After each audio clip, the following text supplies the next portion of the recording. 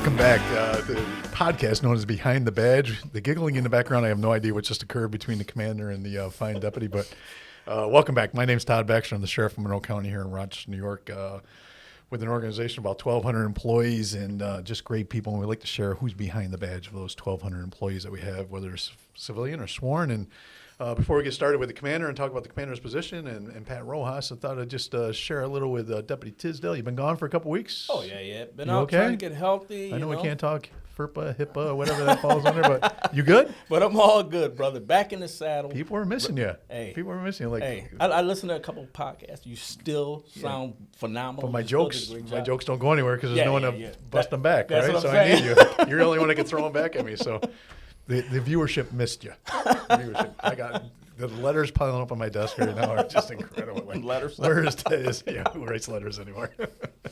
That's awesome. Steelers? Yep. Another win. Like I said, back in the saddle. We're 1-0, top of our division. You Right. know, 'cause like I said, I do a podcast there. And, thanks to things, meeting through the sheriff, we ran into Rocky Blyer, Yeah, a what a legend for the blessing. Pittsburgh Steelers. Came on the show. Phenomenal job. Guy was jacked too. Oh, yeah. He was in great shape for his age. Brother. So you got him on your podcast. Yep. Wow, what a blessing, man. Yeah. He's the real deal. Yeah, it was a great interview. So you guys got to check it out though. But it's a great one. And I know you're not a Steeler fan like you said, but you I'm know a Blyer fan, though. Well, yeah. Rocky's a phenomenal guy. Hey, Phenomenal. did you talk about his Vietnam service? Yes, Oh, yes, I can't wait to yes. hear it then. Whenever you guys think about going through rough things in life, and you seen what this guy went through, great learning lesson from this guy. He served our country, almost Yeah. gave it all, and sacrificed part of his body for that, and Exactly. ends up winning Super Bowl rings. Exactly. What a blessing. He's a story. He's a Yep. story. Can't wait to hear that. Sorry, I missed it. Commander Pat Rojas. Hello, sir. A man, a few words. How you doing, buddy? Thanks for coming on the podcast. Again, as the introduction says, we like to share who's behind the badge. You've been here for a long time in the sheriff's office, held many hats, done many things. We want to talk about that. Your bride now works with us. That's pretty cool because she brings that institutional knowledge about you because I still haven't really figured you out. So she's able to give us that. And then, you're in charge of a lot now, right, as a commander's position. So we want to talk about that rank also today. But how about just a quick introduction to you? Where I just found out you came from Newark, New York. Didn't know that.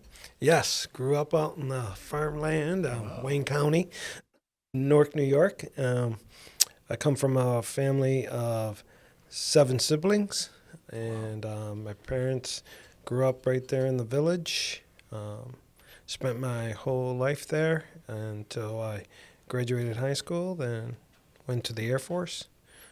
Spent 4 years in the Air Force, security police, made it to the rank of sergeant, got honorably discharged, went back home, and married the girl next door. Oh. And, Does your wife know that? yeah, she knows. She knows. And we had 2 beautiful children. Yes, amen. And we'll just cover. We're going to talk about the Rojas Foundation. Unfortunately, you lost your beautiful son. I can't even, still this day, even say it, and I couldn't imagine what you guys are going through. But you've done such positive with that terrible, terrible experience. And we'll talk about the Rojas Foundation and that experience in your life, if you don't mind sharing, because there's other people out there grieving. And your wife, as a matter of fact, just because of your experience there, was able to help someone whose child was murdered not too long ago, and just having that. It's tough to talk about, but what you guys have done with it is incredible too. So that's going to be shared today. So let's go back to your career. So coming out of Newark, how did you end up in the Monroe County Sheriff's Office? Well, I got out and I took a bunch of civil service exams, and I was lucky that I was hired by the sheriff's office. Before I took the civil service exam from the sheriff's office, I took their part-time exam. They hired me part-time.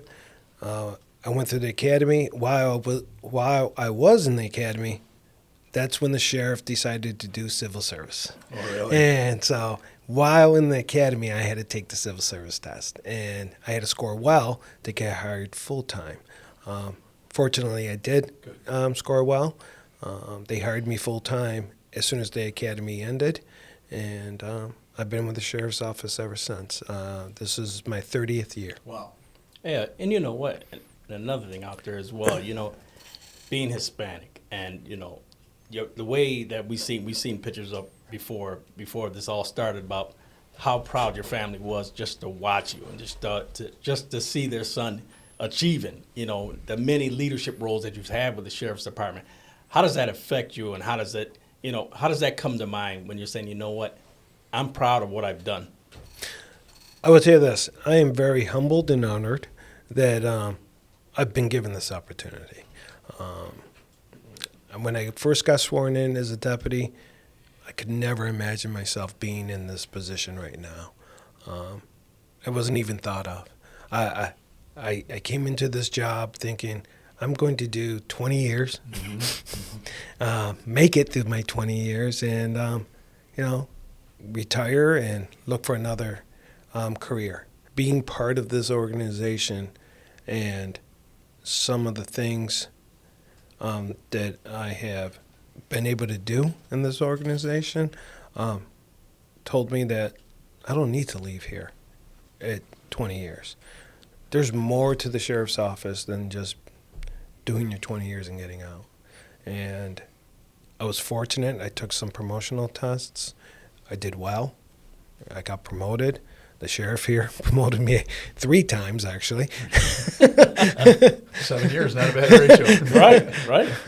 And I've been very, very blessed and honored with this.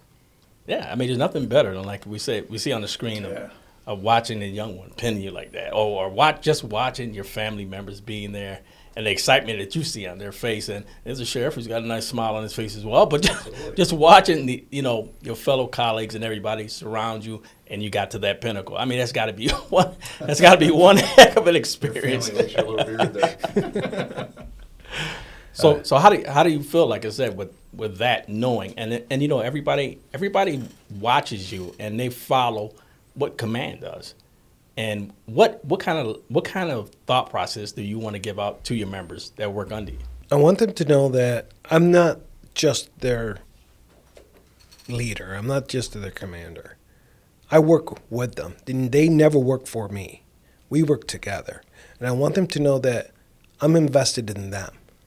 I'm invested in how they, not just their work life, but in their personal life as well. I want to make sure their home life is going well. I want to make sure their work life is going well, and to do whatever I can to have them achieve whatever goal they want to have. My goal is to have people that work with me move up in this organization. So if they have a goal to go someplace else, then it's my job to help them find that way to get there. And if they want to move up in leadership, then it's my job to help them accomplish that goal. My job is to prepare the next wave. Yeah, build the bench, right? Yeah. That's what leadership is. Got a lot of traits it needs, but building the bench is probably one of the most important and most neglected in organizations, because we're doing our job, right? And you forget about who's coming behind you, because we're all expendable. We just age sometimes. Hey, let's talk about, and Tiz hit it, about the diversification of the sheriff's office, right? So one of the goals has been to diversify. Very difficult task by very difficult. Let's just put it that way. And we put time and energy in, but coming in as Hispanic, right, and to an organization that polices predominantly rural, or suburban areas, and I don't know the feeling, but I've heard experiences that sometimes it's difficult as you're rolling into a suburban area as a minority and policing it. Did you ever have that experience? Because I've had a friend that was a cop down in Cattaraugus County, an African-American guy, and a good friend of mine, he explained it was difficult. It was really difficult. And I was like, what can be difficult down there? Because I'm ignorant of it, because I'm a white male. So did you ever experience that? I mean, is it or is it getting... Well, growing up in a rural area. Yeah, good point. So I was used to, getting involved with people that are not used to seeing a minority. Right. So as a deputy, going to some of these calls in some of these large farm areas, especially in the west side of the county, and people see me come out of a sheriff's car. Right. And they're like, they're looking at me oddly, but I'm used to it. Right. So it never bothered me. Right. And And once I started talking to people, they understood. That's all. You Yeah, know what I mean? that's the hard part. It's about communication and how you talk to people and how you project yourself. And I've really had not experienced any difficult issues in the sheriff's office, and I've been blessed with that for the last 30 years.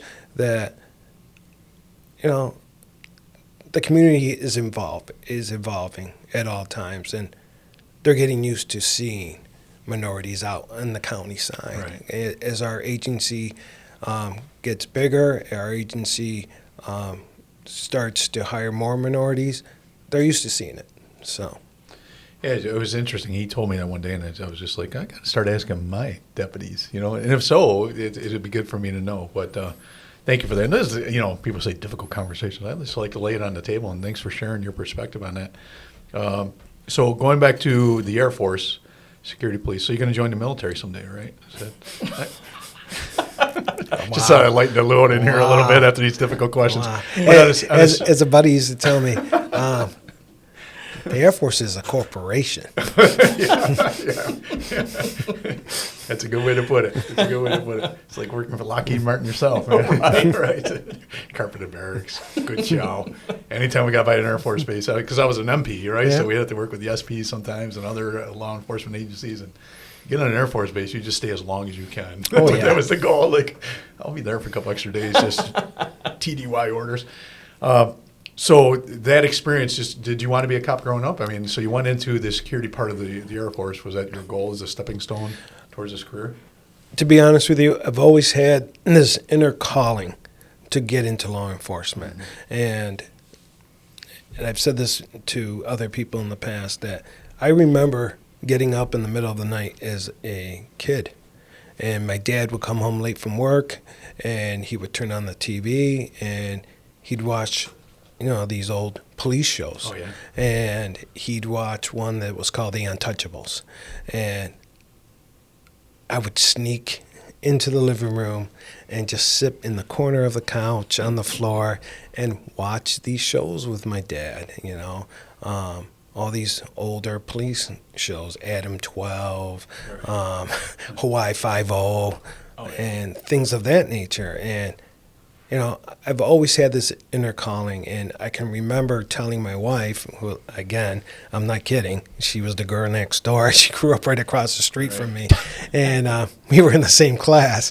And we'd ride the bus home, and I'd tell her, you know, on the way home from high school and things of that nature, and I would say, hey, I'm going to become a police officer, you know. And I had 3 uncles who were police officers. My older brother is a police officer.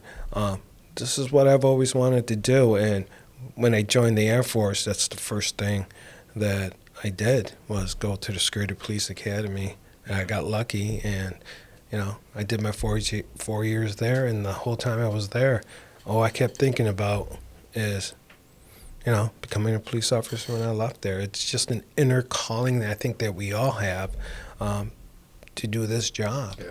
So Yeah, it's got to be a calling. You're going to be miserable. Oh, yeah. Now, for the people out there watching, explain your role as Commander of Staff Services. There's a lot of people out there, you know, they don't know. Yes. Just for the novices out there who don't know what's going on, what this means, Some people in the sheriff's office don't know. So exactly. Could you tell us, please? all right, so in the sheriff's office, we have 5 different bureaus. We have the Civil Bureau, who take care of civil issues. We have our Court Bureau that works over in the courthouse. We have our Jail Bureau that runs our jail. And then we have our Police Bureau that a lot of people see. They're the ones that patrol the streets. But we also have what we call staff services here. And like, again, I was humbled and honored when the sheriff appointed me as commander of staff services. And they're like the nerve center here in the sheriff's office. We are in charge of training. So not just training brand new recruits, but training our agency members throughout the year.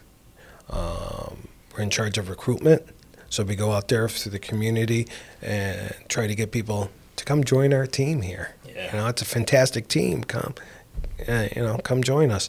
And then we're in charge of backgrounds, so we do our own backgrounds here when we hire someone. And so we have a whole background unit. We're in charge of accreditation, so it sets the standards. We're in charge of our general orders here in the department. We're in charge of our property room of the department. We're in charge of our records department. We're in charge of our fleet. So staff services encompasses a lot here. And our quartermaster that supplies everybody in our agency. So believe me, when I sat down with the sheriff and the undersheriff and they said, "Hey, do you want to take this on?" I'm like, is there somebody behind me? It's a big lift. But I was ready for the challenge. I was ready for the challenge, and like I said, I was humbled and honored that they asked. Yeah, if you think about the breadth of what you just said for a 1,200 person organization with lots of moving parts, but one of the benefits we just had is the growth of the sheriff's office. Right, we're hiring almost 50 additional deputies, new positions within 3 years, and so recruiting. Yes. Right, background checks. For every one of those 50, you're going through 3 or 4 candidates, and sometimes more with the physical agility and everything, and then outfitting them. Where are all these uniforms coming? Where are all these gun belts coming from? Where's all the ammunition for the extra training coming from? Where's the fleet? Because if you increase the number of deputies, there's got to be a number of corresponding patrol cars and lockers in the offices, and it just goes on and on of how important this position is. Just to outfit one deputy. Right. When we hire one deputy, and that's not even the training and stuff, but just to get him his equipment and get him ready to start off, that's $3,500 to $4,000. Right, just equipment, just in equipment and uniforms and things that they need to do this job. Right, and that's ever growing. And I know, like we said, the other challenge is that the hiring aspect of, there are a lot. We know the climate out there, and there are a lot of people out there who are not too fond of, our profession or whatever. And so, how's that impacted a lot of things that you deal with? It does impact because we have to get over that hurdle. So when we go out to the community, we'll go to job fairs. We'll go to the food truck rodeo, which I try to make that one. Let me know if whenever that happens, I try to make that one with my recruitment team. That's called servant leadership right there. But it's just talking to the community and trying to get over that, like I said, hurdle, and let them know that, the agency itself is a great place to work. We're here to help them. We're here to help you. And why don't you come join our team so you can help your community? I think it's important for that. That's a great way to look at it. Let's pivot for a second, if you don't mind, and talk about your son, if you would. Yeah. If you just share the story, and then we'll go into the foundation of how you're helping people now through the incredible trauma. I couldn't even imagine, as I said earlier. But can you just share the story of your beautiful son? Unfortunately, my son, at the age of 10, he went out to soccer practice, and I coach soccer. And I was actually his head coach and my daughter's head coach. They both played a lot of soccer. And on that particular evening when we went out, unfortunately, the practices got scheduled on the same night. So I was going to split my time. So I was going to go to my daughter's practice first and then head over to my son's practice. So my wife went with my son to his practice. I went with my daughter to her practice, started conducting that one. I was going to leave early and then finish off with my son's practice. Unfortunately, I never got that chance. While he was practicing, he collapsed on the field. And my wife tried to do life-saving measures on him. Unfortunately, it did not work. And on that moment, the good Lord took him. The ironic part, we were at a church field. So if the Lord was going to take them right there at a Right. church. And it was the church we went to. So, so that fateful day did occur. But, you know, we were lost for a little bit. But we saw a little glimmer of light through our journey of our grief, and we decided to start our foundation. Because we knew when we left that hospital that evening, not a lot of people knew what to do. No, God, no. They didn't know what to say to us. They, you know, I think their biggest fear had happened to us. And so we realized that. And we realized that we wanted to help. So we started a foundation in his name to help parents and families who suddenly lose a child. Because we had no idea this was going to happen. Our son never showed any signs of anything would happen to him. He was a happy 10-year-old Right. who was involved in many different sports. And, you know, come to find out later on that, you know, he had a defect in his brain, and that's what caused him to pass. But with his foundation, though, we have been able to reach out to parents and to families who suddenly fall in the same situation as us. We provide resources for them. We do gatherings throughout the year. We do a holiday gathering. We do a Mother's Day gathering, and we do a fall gathering. And then we had some unique fundraisers to fund the foundation. We also provide scholarships to a senior at the Irondequoit High School, and we give out 2 awards to a 5th grader in Irondequoit, because that's the grade my son was Josh in. was in. Yeah. But yeah, the fundraising, the community loves it. You know, we try to make it a community event. We did dodgeball for about 10 years, and that was crazy. Listen, if you don't mind, this was total chaos. Fundraising chaotically with no one getting injured very seriously. But it was so much fun to go out and watch. I mean, you just sit there. It's like watching an Olympic sport.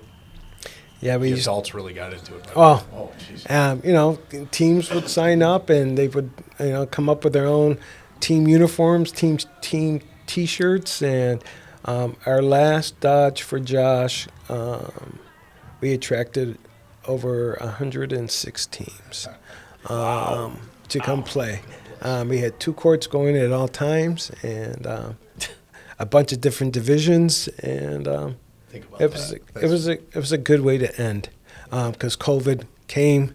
You know, Wow. we held the event, and then the COVID thing hit, and so we thought it was a fitting time to stop after 10 years. Yeah. So It was a great fundraiser. It really was unique. It filled the niche. But, man, people got to feel what you guys were trying to do. That's when you walked in there, you understood what was going on, too, why you were there.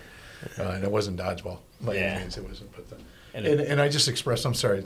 No, you good. You know, we get a call from the Rochester Police Department, a grieving mother's having a difficult time, and we're trying to, everybody's pulling their ideas together, and your bride sitting right next to me going, it's kind of what we do. You know, it's kind of our mission is to take care of grieving moms. Yes. And like, you know, it's almost like, Yeah. sometimes because we're reminded of like, but thank you for taking care of that family in the city of Rochester, and that's what you guys do. I mean, you're taking Josh and keeping his memory alive. Oh yeah, Yes. and definitely, brother. And I can serving others. God bless you. And we both here, and anybody watching can see the love that you have for your son, and the love that you have for your family, and the way y'all respect each other. That much I commend you on, brother.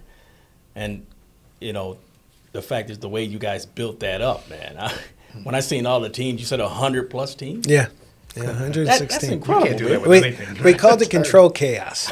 So, you know, 10 years of fundraising, you know, we went from boxing, which that was a lot, to dodgeball, which was fun. Both you know of what I them. mean? And if you've seen them, they were both violent, by the way. Which was fun. But 10 years of fundraising, we incorporated those, you know, 2 things, and we involved the community. The community was so generous, and the outpouring, and the love they showed our family. I could never thank them. And not only that, but the love the sheriff's office has shown our family. We are forever humbled of all the people that worked in this agency during our darkest time. They came out and they helped us. And that's a testimony to the people that wear a badge, right? I mean, that's just what we do, and that's we're servants, obviously, but the love and camaraderie, and sometimes we don't like each other. Oh, yeah. Man, we That's love the whatever hell you out, we love the hell out of each other. And that's a good way of putting it. We don't always like each other, No, but we will love yeah, each but other. we will love each other in the thick and thin. But so thanks for sharing your story. I think it's important for people to know the experiences, but also if you want to support the foundation, they're real. They stick care of someone this week. So it's the real boots on the ground when people are going through. And I can't express. I'd be ignorant to say I know how you're feeling. That would never, but I know I fear the hell out of it. And so thanks for taking that and parlaying that, I guess, forward into a positive and keeping your boy alive with that memory. Oh, Sheriff, excuse me. I just Yeah, wanted to please. make sure. How do people find out about any events that you have coming up for the foundation? We have a website, so you can go to joshroasfoundation.org, and it has everything that foundation provides, and our events that we hold throughout the year, and the awards we give out. So we finish up the podcast with the No Miranda Zone. We like the song. This means you have to answer the questions. You don't have Miranda rights in this room. The white hot lights are on you. The thumb screws are pressuring down. And you must answer the question, what is your wife's favorite food? Ooh, Wow, that's you better answer right. that's a very that's good. I'm glad you guys asked. We have edit rights to say, I can save your marriage. I can't do much about your career, but I can save your marriage. I don't think she has a favorite food because she's very, she eats very healthy. She eats a lot of fruits and a lot of vegetables, and she's a salad person. Believe me, when we first got married, I thought the only vegetable there was potatoes and corn. Right. That's how we do So, it, right? yeah, that's Mix how I them grew together, up. you got a good thing. But she has broadened my my spectrum when it comes to food, and but I don't think she has a favorite food. Well, we'll find out really soon. But you will find out when you go back to your office and you ask her. But she likes a lot of different things. Okay, here's one for you. Being in law enforcement, what's your favorite donut? Wow. Another food question. I'm not going to lie. I do enjoy the chocolate glazed Right. at Irondequoit donuts. Nothing in the middle? Nothing in the middle. I like the chocolate Oh, glaze. Man, come on. And my wife hates the way I eat it because I peel the glaze off and eat the glaze first. And she's like, Man, I wish what I are had a you picture of doing? that. It's like She's a like, mouse. she's like, what are you doing? I'm like, hey, that's how I eat my donut. All right, we're gonna stay on the food thing. All right, so plain or peanuts when it comes to your M&M. Oh, I like the peanuts. Yeah, that extra crunch. Yeah. So I didn't know we were gonna stay on the food theme. So if you got one more, that'd be great. But if not, we're gonna call the show. I got just one more. Before we get indicted. And it's one I never heard on this show, but I seen it on there. Favorite flower? Well, I would have to go with, I'm going to go with roses. Why not? I had a Red feeling. rose, single Yeah. red rose for the Yeah. wife. My last name is Red. Red Rose. And, from my wife. Good recovery from the whole. I Good don't know man, what your good favorite man. food is, so. He saved us up. Well, Commander, I appreciate you as a human being, obviously, and your beautiful family, and appreciate you as a commander and all the ranks coming up. I've known you for many, many years, and we worked in different police departments for a while. Now we get to work together, and I find that a blessing. And you've taken on a job function that's undescribable sometimes. You did a good job summing it up, but when you take all that together, you're the nerve. I like how you put it, the nerve center of the sheriff's office. So appreciate you taking that. No, I appreciate you giving me the opportunity. Absolutely. And now we're going to wrap it up, Tiz. Yep. Go Steelers. Yep. Go Next week, Buffalo. another win. Go Buffalo. And until next week, folks, be safe. Thank you.